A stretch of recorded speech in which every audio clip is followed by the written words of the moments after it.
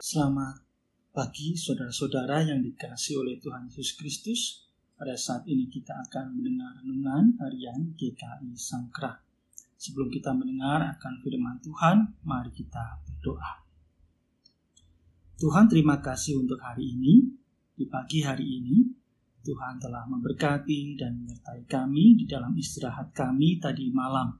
Tuhan berkati dalam perjalanan hidup di hari ini, dan biarlah firman Tuhan yang boleh kami dengar bersama-sama boleh dapat melandasi setiap perjalanan kami, agar apa yang kami lakukan di hari ini boleh seturut dengan kehendak Tuhan. Amin.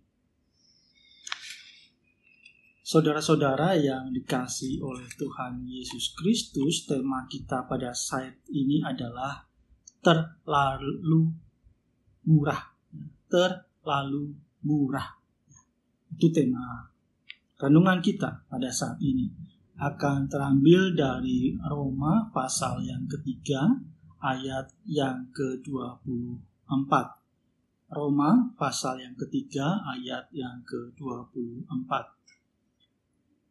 Dan oleh anugerahnya telah dibenarkan dengan cuma-cuma melalui penebusan dalam Kristus Yesus. Saudara-saudara yang dikasihi oleh Tuhan Yesus Kristus, apakah setiap orang pasti suka dengan harga yang murah? Tentu kalau kita berbelanja, kita pasti mencari diskon, barang yang murah, gitu ya. Tetapi apakah semua orang suka dengan barang yang murah? Ternyata tidak, saudara-saudara. Karena ada juga orang yang ketika ditawarkan barang yang murah, orang itu justru berpikir jangan-jangan barang ini adalah barang second. Atau jangan-jangan barang ini memang sudah rusak, tidak layak untuk digunakan, sehingga dijual dengan harga yang murah. Jadi saudara-saudara, tidak semua orang suka dengan barang yang murah. Karena ada juga ungkapan, ada harga ya ada barang. Jadi semakin barangnya bagus, maka ya tentu harganya juga tidak murah, mahal. Jadi ada orang yang suka justru mencari barang yang mahal, karena dengan harapan bahwa barang yang mahal itu awet. Barang yang mahal itu lebih berkualitas tinggi dibandingkan dengan harga yang murah. Nah, Bapak Ibu dan saudara-saudara sekalian, lalu bagaimana dengan ayat yang baru saja kita baca?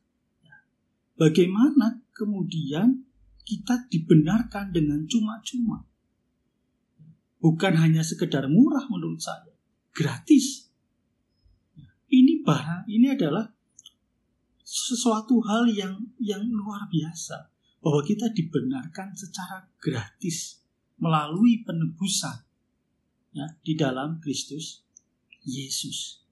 Ya. Oleh karena itu saudara-saudara, karena sesuatu yang murah, orang jadi bertanya-tanya, kok bisa ya jadi orang Kristen itu segampang itu?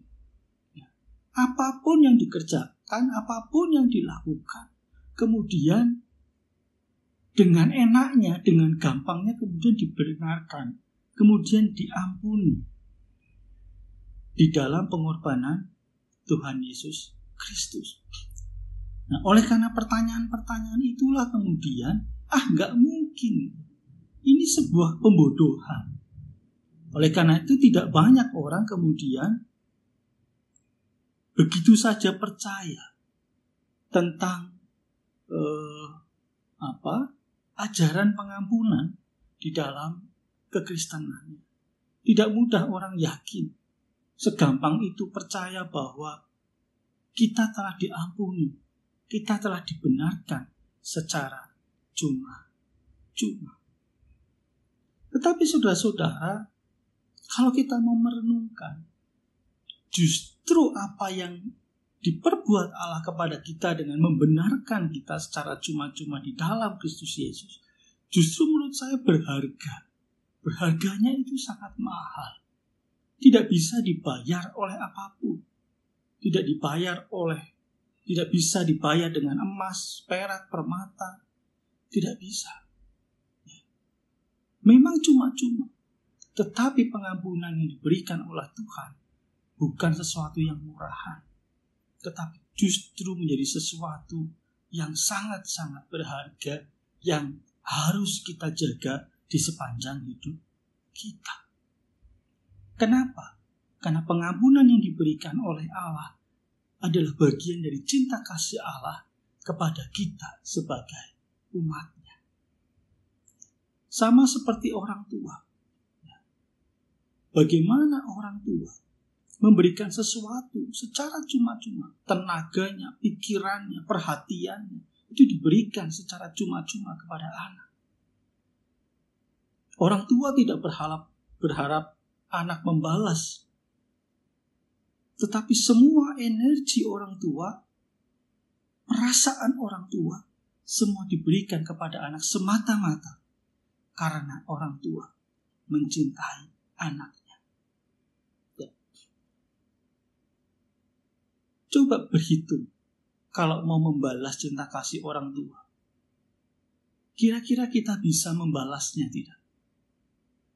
Berapa uang yang sudah dikeluarkan orang tua untuk membesarkan kita, memelihara kita, mulai sejak kita lahir sampai mungkin sebesar ini? Ada banyak hal yang diberikan orang tua. Tetapi kalau kita mau jujur, kita belum dapat membalas kebaikan dan cinta kasih orang tua. Terkadang untuk kalau yang sedang merantau saja, apakah pasti selalu bisa pulang untuk bertemu dengan bapak ibunya? Tidak. Bisa saja karena kesibukan yang begitu padat, tidak dapat pulang, walaupun itu harus setahun sekali. Ia tidak bisa pulang untuk bertemu dengan bapak ibunya.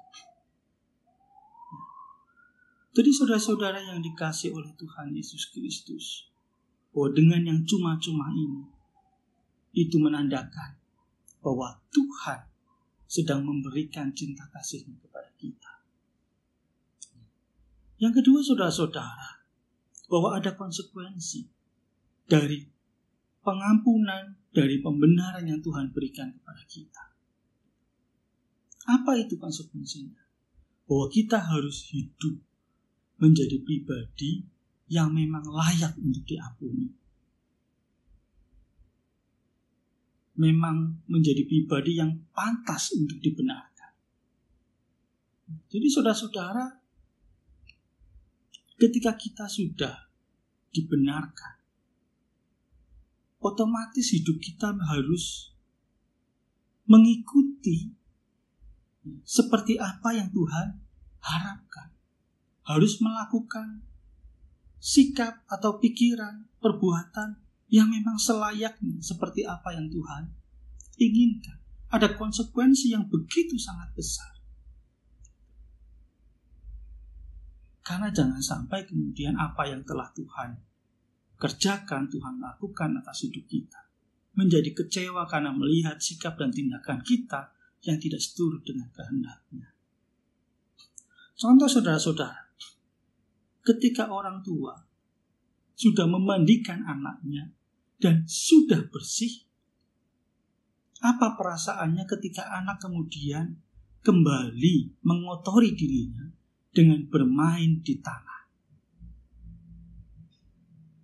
Asik, malah mungkin guling-gulingan, bergulung-gulung di tanah. Padahal itu sudah dimandikan, sudah bersih. Bagaimana perasaan orang tua? Mungkin sebagai orang tua ada sedikit mangkel. Nah, ini anak sudah dimandikan, anak sudah dibersihkan. Kok dia tidak menjaga kebersihannya? Kok dia kembali bermain kotor? Jadi saudara-saudara, ketika Allah membenarkan kita, mengampuni kita, maka ada konsekuensi logis. Kita harus menjaga pengampunan yang sudah diberikan kepada kita, menjaga pembenaran yang sudah diberikan kepada kita. Maka tidak ada alasan lagi saudara-saudara untuk kita kembali hidup di dalam dosa. Tidak ada alasan lagi kita hidup berkanjang di dalam dosa. Ya.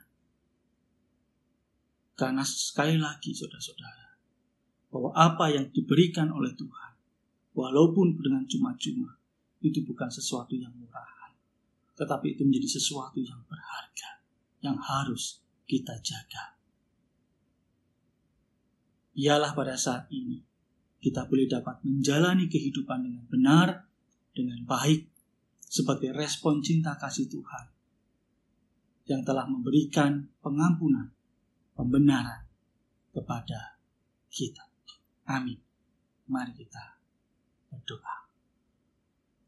Tuhan, terima kasih untuk pengampunan, pembenaran yang Tuhan berikan kepada kami. Bila kami boleh dapat menjaganya dengan baik melalui kehidupan kami yang seturut dengan kehendak Tuhan.